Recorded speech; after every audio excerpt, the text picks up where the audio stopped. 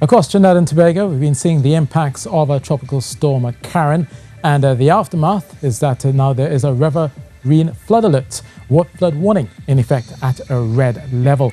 This means that major rivers are near their threshold levels and are possibly set to break their banks, overtopping, because we will likely see more rainfall over the next few hours and into Monday.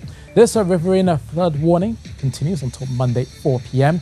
Meanwhile, the adverse weather alert went down from red to orange and will continue until Monday 8 p.m. with a very high risk of landslides or landslips, street or flash flooding, and gusty winds over 60 kilometers per hour. And also, we'll see some rough seas as we go through the next few hours.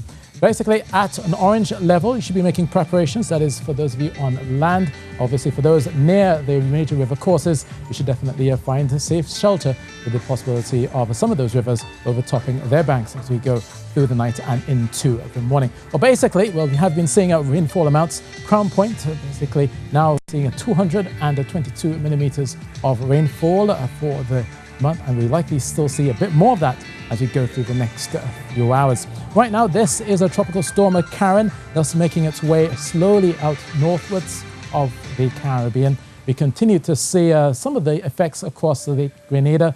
Tropical storm warning still in effect for Grenada as well as for St. Vincent and the Grenadines. Meanwhile, up towards Puerto Rico, they have been under tropical storm watch. They're expecting tropical storm conditions in the next 48 hours, but that will quickly turn to a tropical storm warning as the system gets closer to them through Monday.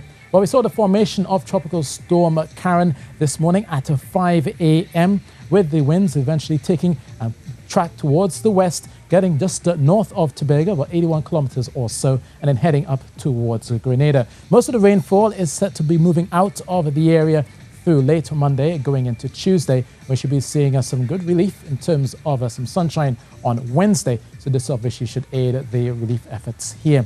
So for tonight then, still the possibility of additional rainfall. Still looking that over the next 12 to 24 hours, could be seeing additional rainfall amounts of maybe 20, 25 millimeters in places. So we're not out of the woods as yet. And also there will still be some gusty winds of 60 kilometers per hour or higher. So you could possibly see not only the flags rippling, but there's also the possibility that trees that already are weakened by the tropical storm force winds could still fall over, and we could still be seeing possibility of power lines being tripped by broken branches, etc. So be mindful as you go about your business overnight and into Monday. Through the afternoon, the daytime heating will still spark some of those showers. Could be intense at times. Heavier rain bouts will definitely bring the threat of street or flash flooding in those downpours, and also the gusty winds across Trinidad and Tobago could hamper you as you travel and go about your business there.